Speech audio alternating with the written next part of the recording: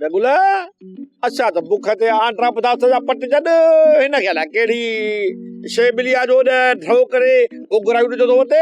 आहे तहां जी मथा फिटला सालू जी मालिक सणाई कया तहां छो था सड़ो साड़ त कोनी पर इहो बुधाए सुबह सुबह सा यो ढो का था कयो थी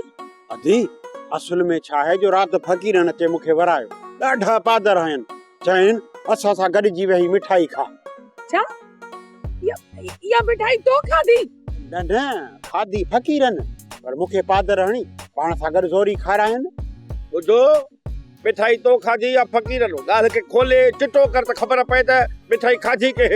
अध हुनन खादी अध मुंह खादी अध हुनन खादी थोड़ी मुंह खादी थोड़ी हुनन खादी थोड़ी मुंह खादी ब्रेक ब्रेक ब्रेक हेडे मिठाई किलो ही अमर हो जो हुनन बखादी वरी हिन बखादी वरी तो बखादी वरी हिन खादी वरी हिन खादी मिठाई खुटे नथी छो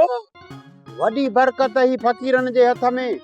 ये समझ त 1 किलो मिठाई पूरो मण थी वियो मण छा मण बण जी वियो त एकड़ो कम त कर तू किलो खन भी मिठाई घुराए फकीरन के मिड़ई मिंथ मेड़ कर त जिए मण थी वने तो बस सब भाव करे मिठाई खाओ वो तो पूरो महीनो प्या खाईदासी आहे तो जे पी जो माला है न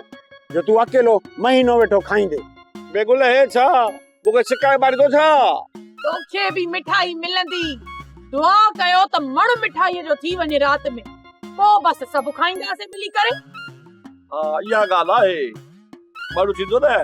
त मां 10 किलो एकला खाईसो 5 किलो ॿिया खाईसो पो वरी 5 किलो वारे ॿिया खाईसो ओ मां खाईदो जेकी बचंदी वो हेरे गरीब खे ॾिजो हे गरीब असां गॾा छा कयूं भला गरीब ते एहसास कजे आहे सोप सीरियल तकरार तमाम एपिसोड ॾिसो हाणे HD क्वालिटी में विजिट कयो असांजो YouTube channel Sindh TV HD drama subscribe कयो असांजो official YouTube channel Sindh TV HD drama ऐं वधीक अपडेट लाइ बेल आइकन खे क्लिक करियो।